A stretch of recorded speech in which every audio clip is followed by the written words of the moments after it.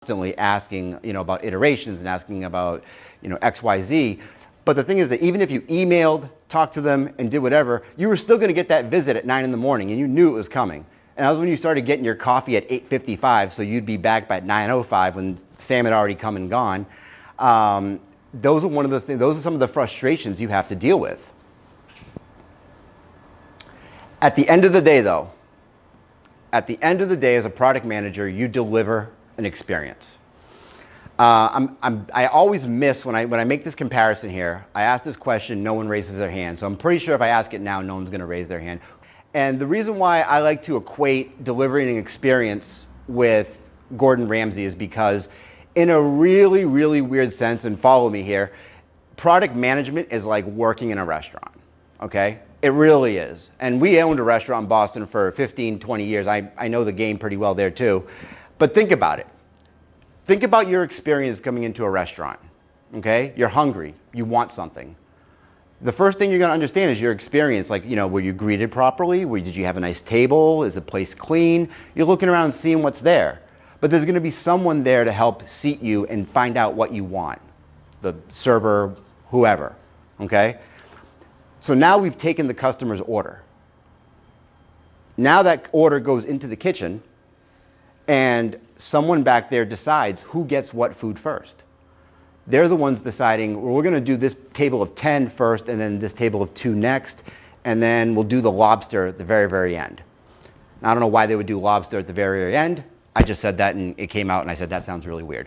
But now you're in the kitchen, and someone's expediting. They're sort of managing that flow. They're managing things. And then you have right behind that, though, you have the chefs, the cooks. And this is the equivalent of your engineers, your devs. They're in the back taking the orders. They're figuring out what the customer wants. They're going through and getting everything, getting good quality, put it up, goes out, gets served to the customer. The customer eats it, is so happy. They come back every week for the next 6 months. And now you've gained a customer. Now you've gained loyalty. You've gained that sort of relationship you need to have with people in product management. Now take that whole example and put it in software, put it in technology. You have a VP, a manager, someone who wants to have a tool made, whether it's a dashboard, a mobile app, whatever it is. The first thing they're going to understand is, the first thing they're going to experience is when they talk about what they want, what problem are they trying to solve. And far too many times I get someone coming to me and saying, hey, no. What are you trying to solve? Well, what I want to do, no. I don't care what you want. What problem are you trying to solve? And when you start pushing back on people like that, you'll eventually find out there's a healthy percentage that don't know what they want. They just want what's shiny or new sometimes because the other person has it. Or maybe they saw something and think this is a good idea for them, but it's really not. Okay, so you have to work with the customers to actually get to find out what they want, what they're trying to do, what problem are they trying to solve. It all boils down to the problem. And I focus on that because as product managers, we are problem solvers with a doctorate. That's our main job every day, is solving problems. And same thing, like I gave you the relationship with the cooks in the back. Talked about, in product managers though, in this restaurant, we're all over the place. We're like the general manager of the entire restaurant, because we can be taking orders 1 minute and then helping clean up dishes another, and then we're in the back. Maybe we're throwing some burgers in the fryer, whatever, on the stove, and then we're prioritizing the orders.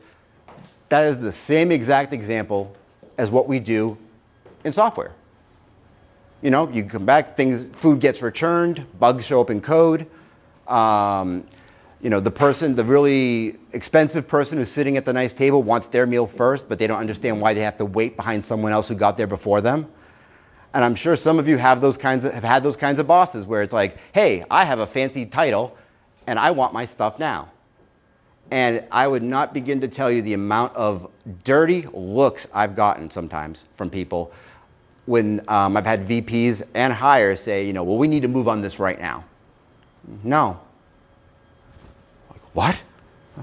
No, we're not going to do it. And a good example of this, I'm good on time, okay. A good example of this is I was working in a web startup in Arizona. It was we owned 42 owned and operated women's lifestyle websites. When I started there, we were doing about 2.9 million visitors a month. When I left, we were doing close to 52.5 million a month. And we had a very hyper excited CEO in Los Angeles. He started the whole company with his American Express card and just hoped it worked out. In the early, 2005, 2004, this was the breakthrough of video. And he was in line at a Starbucks and he heard someone talking about ad units being in video. This was before it was a thing. And what he was actually talking about was the post-roll and the pre-roll ad unit. He got so excited, he didn't get his coffee. He left Starbucks, went to the airport, flew to Phoenix, rented a car, drove right to the office, came in, grabbed my boss, came in my office and said, we need to start doing this now. We need to drop everything and we need to start, let's figure this out. And he's on the whiteboard and he's drawing things and I'm sitting there going, I'm gonna get fired, because I knew what I had to do as a product manager. And so finally I sat him and I said, Brian, I said, look, I know your names are on the check. I said, but we can't do this. Well, and then I started getting yelled at. Why? Rah, rah, rah, rah. And I said, okay, look, we'll do it. I said, but we're not going to do the Biore deal. We're not going to do the Procter & Gamble deal. We're not going to do the whatever other deals we had. It added up to maybe about $250,000 in revenue. He said, oh, but wait, no, we need to do that though. I said, okay, well then give me more people. Oh, well, I said, well then, you know what? I said, you need to talk to Christoph, who was our CTO. And I said, you need to ask him how to write a user story. And then you got to email that to me. Well, after getting yelled at with every swear word possible for about 5 minutes, he leaves my office, slams the door. And then I was just waiting. I was just like, I'm done. I'm done. My product career is over, just like that. He went back to the airport and flew back to Los Angeles because he was so mad. I couldn't believe it. But 3 days later, I got the most beautifully well-crafted user story in my email box with with measurements of success, acceptance criteria. I mean, it was almost like out of the book itself. And then about 10 minutes later, I got an email from my CTO saying, never, ever send him back here again angry. Because apparently they worked on that user story for like 2 days. And Brian would not let him out of the office until it was ready for Jira. And so sometimes you got to watch what you're doing, watch what you're getting into sometimes. So how did you get here, though, into product? It's funny because a lot of people enter product management from a lot of different avenues. Some of them, for instance, Amazon, for a lot of years, you had to have an MBA to be a product manager at Amazon. I don't find that to be the case as much anymore, but it used to be the standard. I've seen data scientists become product managers. I've seen HR analysts become product managers. If you are good at organization, if you are good at at problem solving, if you're brave to just, if you have the boldness to just make decisions and roll with it and mitigate as you have to, it doesn't really matter what your background is. Those are the skills you need to be able to be an effective product manager. Now, I know there's probably at least 5 of you thinking, well, I'm not going to just put on a resume that I can solve problems and I'm going to get hired. Like, they're going to want to see stuff. So think about that, though, when you're crafting your resume for product positions. Think about what the skills are for a product manager and incorporate those into what you are doing. So if you were a data scientist or you're a data engineer and you were working with cleaning a lot of data, maybe in doing a lot of ETLs and things like that, instead of telling your successes as, I created this great thing, talk about what problems you were solving. Talk about what efficiencies you made. Show the metrics that went into that made it a success. Because that's another slice of the product manager pizza is metrics, analysis, competitive research, opportunity assessments. And that's just on the left side of the brain type of thing. On the right side is the technical side where we have to know about, how do we work with certain databases? How do we work with certain types of services and APIs? And as a product manager, though, we are the mini CEOs of our products. We don't have to know everything about the product. We just have to know who knows more than us. We just have to know who can help us solve our problems. And when I say it like that, it really sounds like, well, damn, Tony, what the hell do you do all day? Do you just go around schmoozing people? No, that's not what I meant. What I meant, though, is that you have to, you look at Jeff Bezos, okay? CEO of Amazon. I heard he's made a few dollars. And I guarantee you he knows a lot about how Amazon operates, what their funding models are, what their revenue models are and everything like that. But I bet you if you ask him what server this certain microservice is running on, he's not going to know. Because that's not his job.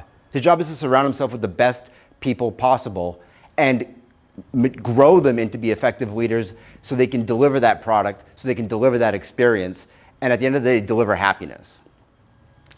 Going back to how you got here though, some people, they're just bored. They want something new. They want a challenge. Some people think, oh, product management sounds cool. Get to pick some features and, do a little of this, even though it's far more than that. It's like I said, it's the new fancy trinket. Maybe you're a glutton for punishment and you just like having a headache every day. That might be how you got here. For those who are just newly minted product managers, how many of you watched interview tips on YouTube? Yep. How many of you bought some books off Amazon maybe? Who bought something that says cracking the blank code? Yep. I was there. And who's probably cried a lot in their interview processes?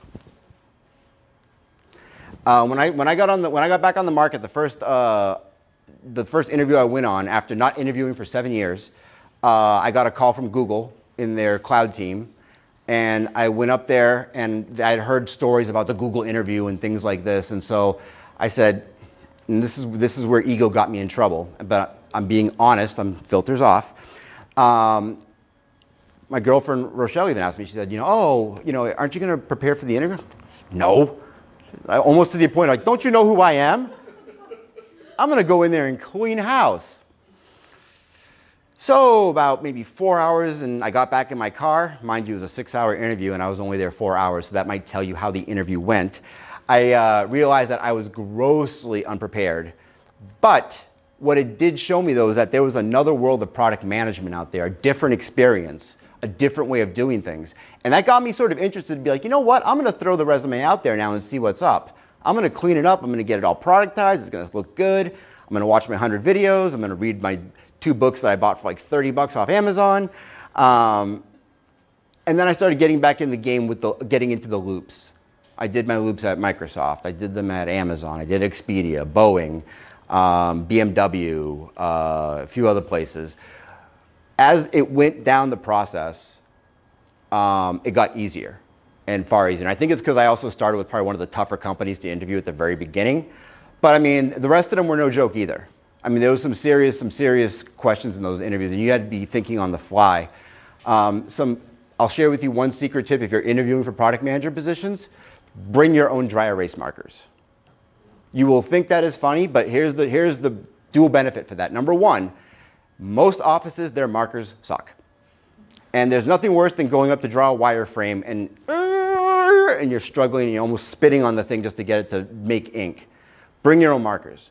Because then, when you pull them out of your bag and you have fresh new markers, that is going to score you so many points with your interview crew. Because what will happen is now 2 things happen. Number one, you've impressed the people that you're sitting with.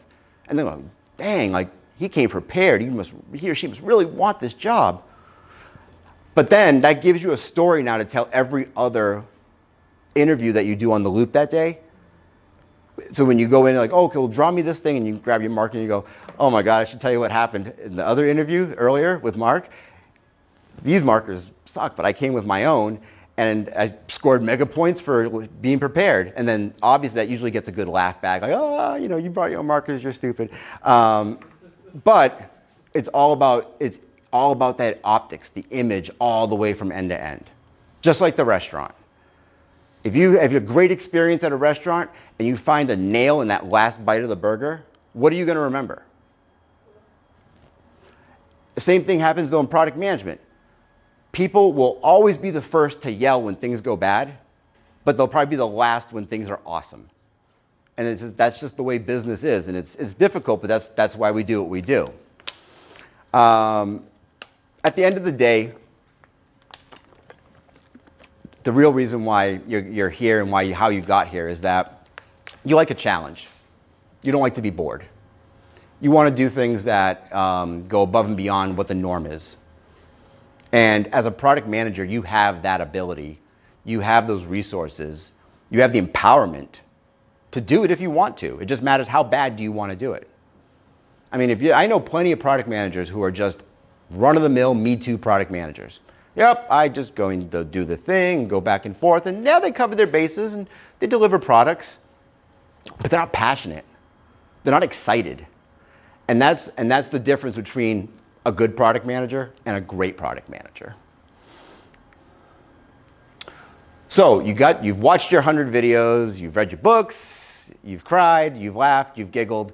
Now you got a job. Well, first, no, you got a job offer. Then you got to play the salary negotiation game. And then then they have to make their offer. And then of course you have to counter it because the book said counter the offer. If I'm not countering, it's not going to be a real offer. I was terrified whenever I counter. I don't know about you, but I'll tell you, it terrifies me. Because I'm afraid that I'm going to make a counter offer, like, we'll give you $10, and I'll say, give me 11. And I'm afraid they're going to be like, no, never mind. We'll go to someone, oh, no, wait, come back. I'll take 9. But there's going to be certain things that are going to happen as you start off in the product management world. So some of these explanations are going to be a little different in terms of like whether you're new to the company or whether you're new to the role in the same company. But there's a good chance you will know no one, probably. You will probably walk in, you'll know your manager, maybe another person, but everyone's going to know who you are. Because when they bring on new product managers, it's a big deal. It is a very well-respected position. The more senior you get, essentially the more respect you get, because you've built a history of delivering great things, and you can prove it, you can validate it. So they'll know who you are, and you will have eyes on you. You're going to have to learn a new way of doing things. And I don't mean like I used to, chop wood, now I'm doing product management. I mean like in terms of every company has their own, way of doing things. Every company sort of puts their own little sugar on top, okay? They put their own little spices. It's the same burger, just different kinds of spices on it. And I've noticed that, Amazon has their way of doing things. Expedia has their way of doing things. Wizards of the Coast, we had our own way of doing things. And as you go through, you have to learn some of those terminologies, those phrases, those words. You're going to need to know those as you start to get into your new position. Because what means one thing at one company could mean something totally different at another. I couldn't figure out why Microsoft didn't have product managers. I was like pretty upset. I was like, I want to work for Xbox. At Microsoft, they're program managers. At Hasbro, they're producers. Okay, so you have to be very cognizant of what jobs you're applying for, but also understand that if you're going to a big company, if you're going to one of the big dogs, you're going to have to learn how to do it the X way. Doesn't mean that you can't change that. It doesn't mean that you can't make it better. But you don't want to come in and be like a bull in a china shop.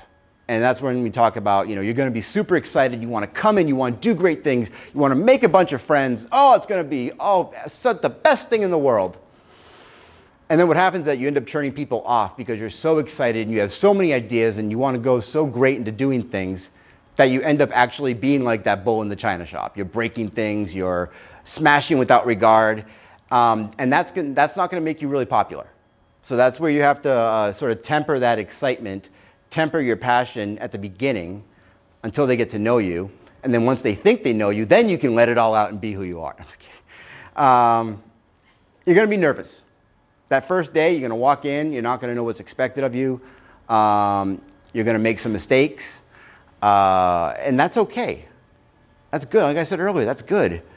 But just be aware of that. Is that nervousness? It'll probably be there for a couple of weeks. You're going to be meeting new people. You have to remember a ton of names. Depending on what company you work for, you may have to remember 7,000 acronyms because everyone's got their own little lingo and their own little inside language that you don't know. Because even though you work for the company now, you're still new. You're the newbie. And that's one of the best things about being a new product manager. Newbie credits are the best thing at a new company or in a new role. And I'll explain what newbie credits are. When I got hired, I can actually tell this one about Boeing. When I got hired at Boeing, my first couple of weeks, there was a few things that I probably knew were not against the rules, but I knew wasn't standard process. Might have been outside of the box thinking a little bit. And oh, well, we need to do this thing. I said, okay, well, let's just go do it. And we'll move this from over here and bring it over here. We're done, we win. And then I got an email that was like, oh, well, there's like about 7 million forms you have to fill out before you can do that. And did you get it approved by the second floor, janitor who works with this person on this team? And then did you call overseas for the other, approval? Oh, I'm sorry, I'm new. I didn't know. Yeah, I did. But that's what newbie credits are, is that you have this like sort of credit that you can burn with people there to be able to sort of get your feet wet, learn some stuff. It also buys you a little bit of room if you make mistakes. If you make mistakes that are like legitimate mistakes, not like, a goof up, you have those newbie credits to burn. But that also sort of falls into how to find your groove. I was trying to find when I had this on PowerPoint, I had this really awesome animated salsa dancing thing. And then Harleen, the person who helped book me here, said that they use Google Slides. I said, well, that's not gonna work. So you get this picture instead, but just trust me, it was the best animated GIF ever. So you're at your job, you got over the nerves a little bit, you've got your newbie credit that you can still use. But now you got to get into a rhythm. You can only play the I'm new card for so long, okay? You need to actually start finding your groove and seeing how you fit into this puzzle. And in my early career, I fit myself into the puzzle by jamming it in as hard as I could until it fit, and that never worked. The other side of that same thing was I'd go to a new company and I would take all the stuff I learned at the previous company and try and bring it over to the new company like it was my own idea. Like, oh yeah, we did this over here and it worked great. And I led this and led that. And then you find out, what the real gaps are and stuff like that. So be very careful with what you bring over from your previous job to your new one. It's probably better never to say that this worked at my old company. It's better to say like, I know someone who did this, or I saw this on TV or something. The minute you start playing my old job card, you will see eye rolls. You will see people look, okay, yeah, that's great. I'm glad it worked over there. It's really important that you just make sure you're being aware of that. So finding your groove. Number one, network, network, network. I don't care if you're shy or if you're like, because I'm shy. You can tell by now, I'm extremely shy. But it doesn't matter. I mean, you're shy, you're outspoken, whatever it is. Just anyone. Getting coffee is a networking connection. Having someone help you find a place is a network connection. There's always opportunities. And if you're at a bigger company, you have opportunities to go to like special events, to go to like seminars, guest speakers, community service. Take advantage of all of those. And I'll tell you why. Because number one, and I'll be nice for a minute. It is nice to do things for other people. It is nice to give back to the community. It is nice to be a leader through your actions. Okay. But this is the chess game part. You never know who you're going to meet at these things that's going to eventually be sitting in an interview with you. You never know who is going to be. You don't know anyone when you go to some of these events. I recently met someone at a random fair they had at Boeing, and we were talking, and she made a joke, and I made one back, and she was laughing, and we were talking about this, and and turns out she's a VP. I'm sorry, but that's a great person to have on your friends list. When you go up for future jobs or future applications. My third day at Boeing, we have like a sort of like internal social network where you can friend in groups and stuff like that. And I friended the CEO. I didn't think he was going to accept, but I was like, sure, let's do it. Was it Insight? Yeah. And he ended up accepting it like about a day later. And I said, oh crap, now he's going to see everything I'm doing on here. Shit. Dennis is watching. I know, Dennis is watching me. Find some quick wins. There is going to be opportunities where you can slide yourself into something or volunteer to take a lead on some sort of work item that you know is a quick win. Okay? This is going to build your second line of credit. This is your actual product management credit. This will be the more quick wins you deliver in the early game will set you up for if you do have a mistake happen on something bigger down the road. They're going to say, well, you know what? The last 24 things that have been delivered have been amazing. This 1 for 25, okay, that's not bad. And so you have to keep that in your mind. Is swing, get some early hits. I've been doing that for the last 3 months, and I know why I'm doing it though. I'm being very strategic about it. There's nothing fake about being strategic. It's just a matter of you have to look at the whole thing when you start a new job all the way to when you leave. You have to look at it like a chess game. I'm going to move this way, they're going to move another way. But at the end of the day, I have to get them in the position to get what I want. And that's product management. Get involved. Show your other side. Show a human side. It's the product management phase. I can have 10 different emotions within 10 minutes. She's seen me been sitting there talking to someone, like, oh my God, that's awesome. And then just done. Face goes back still. And she's like, aren't you happy? Yeah, I said, but that moment's passed now. Now we're on to the next one. Remember, change is difficult. Change is so difficult. When I was working with Magic the Gathering, there is no worse group of people you want to piss off than gamers. Changing one thing like a color of something will get Twitter just going up in eruption. And it's people, you have to understand, to people who embrace something or are used to something, change can be a shock.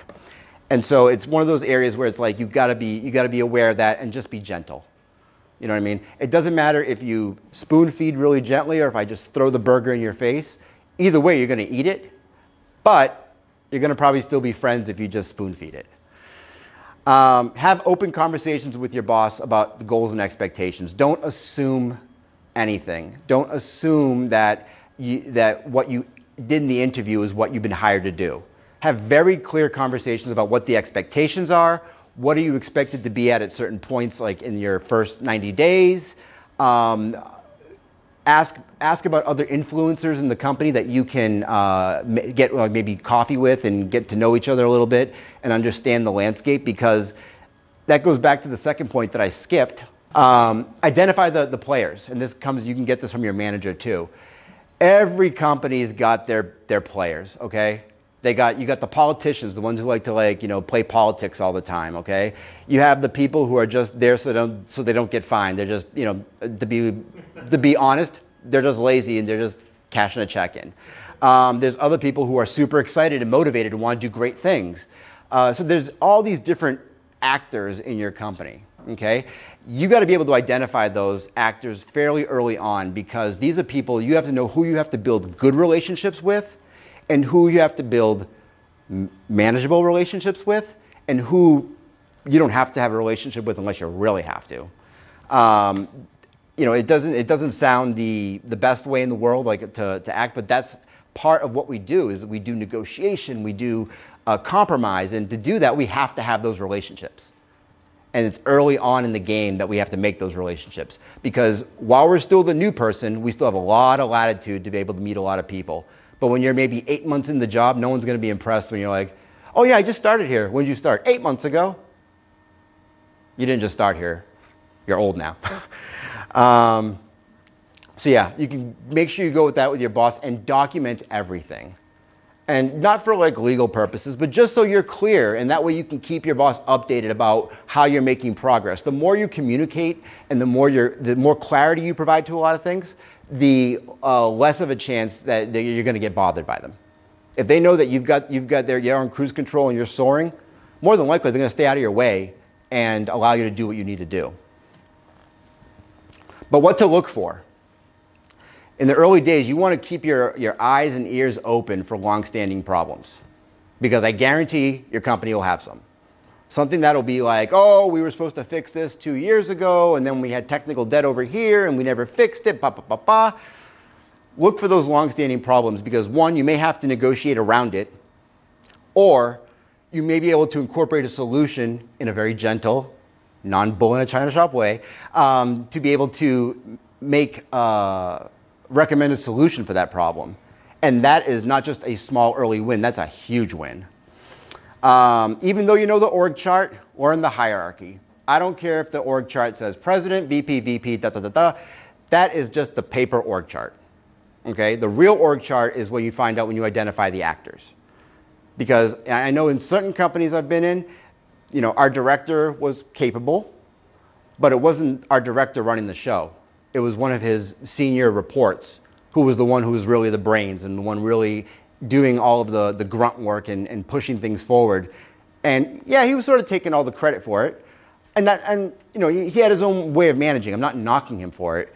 But I'm just saying that when I needed to get something done, I didn't go to the director.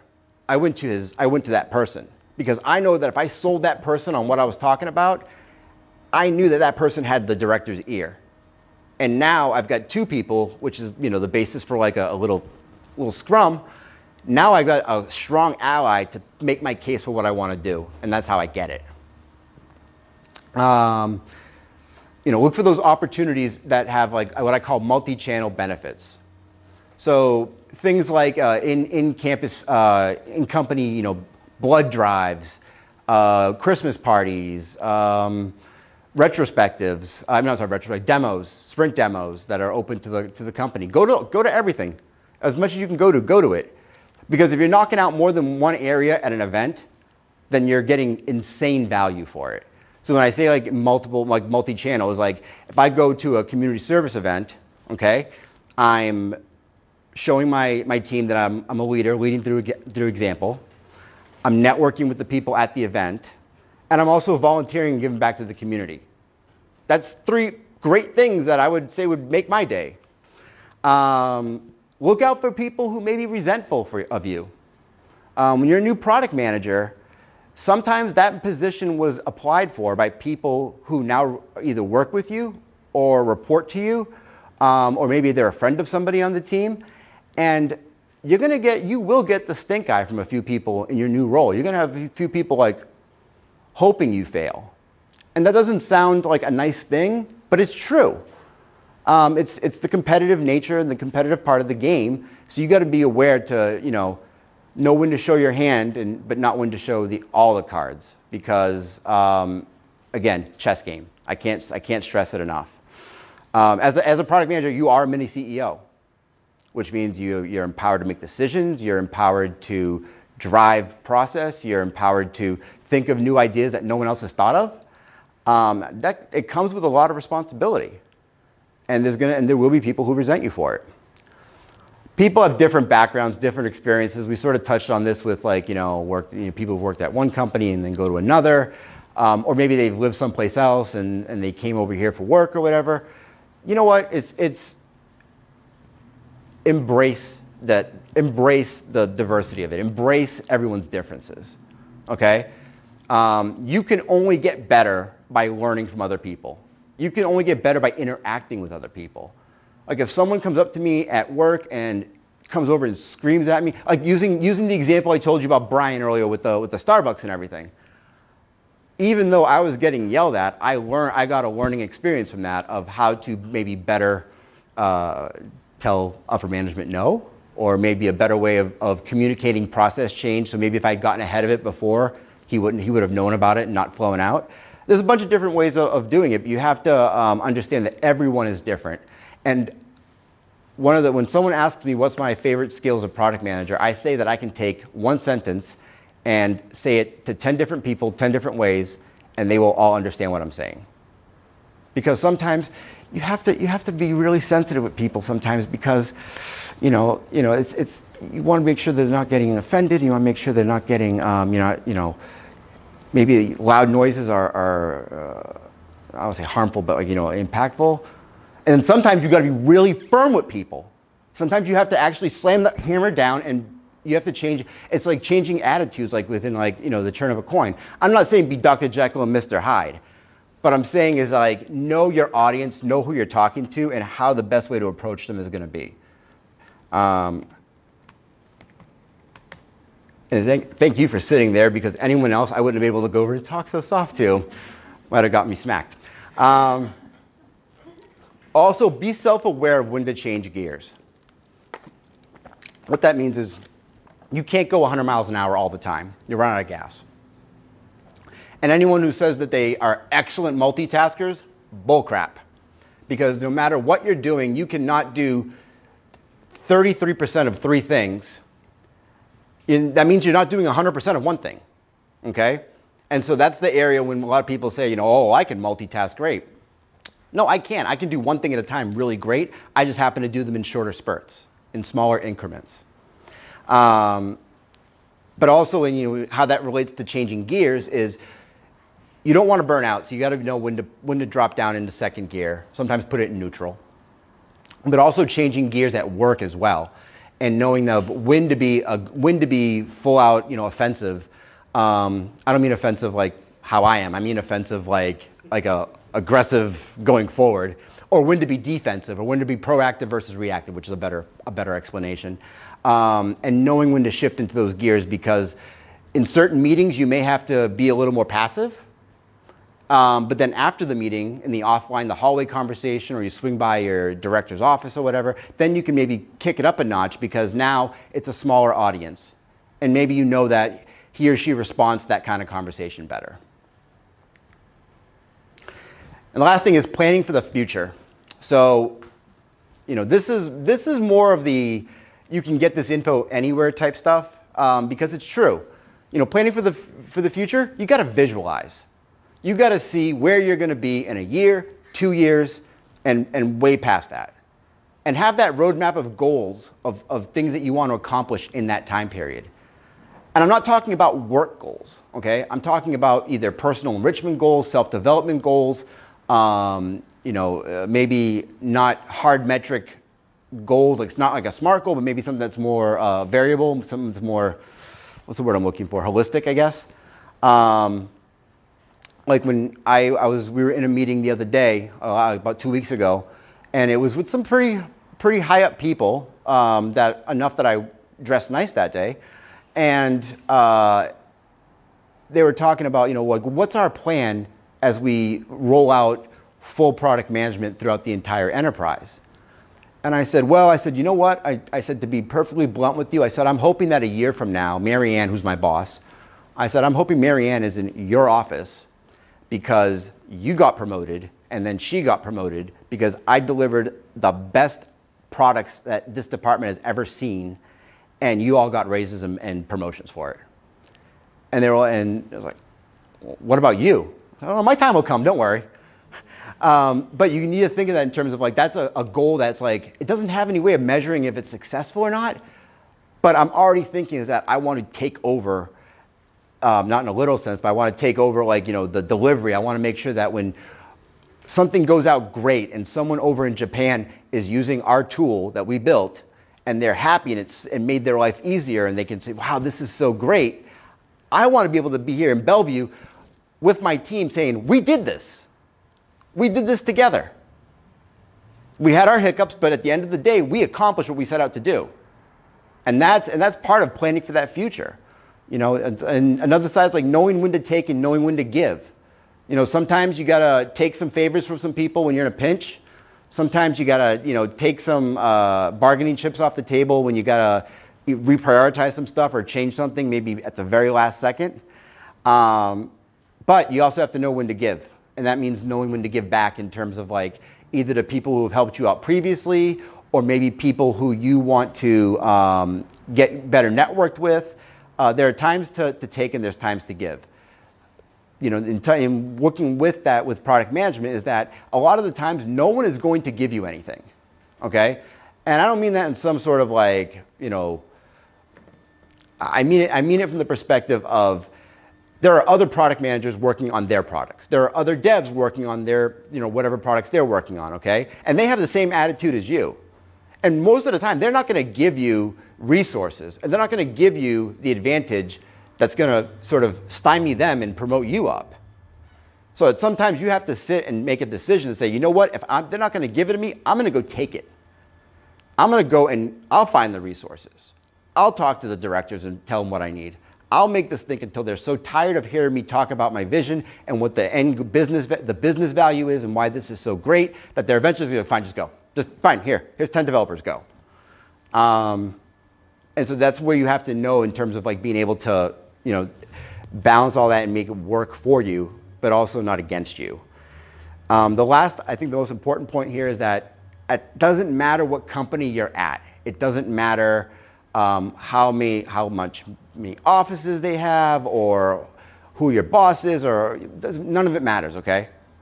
And because at the very, very end of it all, however your experience is going to be, you are the ones who control that experience. Point blank, you control the experience. If you have a good experience, it's because you made it good. If you had a bad experience, it's because you let it be bad. And I've had people challenge me back and they're like, Tony, well, sometimes things are out of your control and you can't do anything about it. Bullcrap, of course you can. After anyone who's been in the tech game knows, after you have a sprint, you have a retrospective. You find out what worked well, what didn't work well, and what changes you're going to make. That's an opportunity. That's a way to get better. And that's the same thing when we focus on that sort of things and say, I control that. I'm the one who made that better. And so that's the same thing for all of you, is that as you go through your product management career, whether you're just starting out, mid-level, whatever, at the end of the day, you control how the game ends.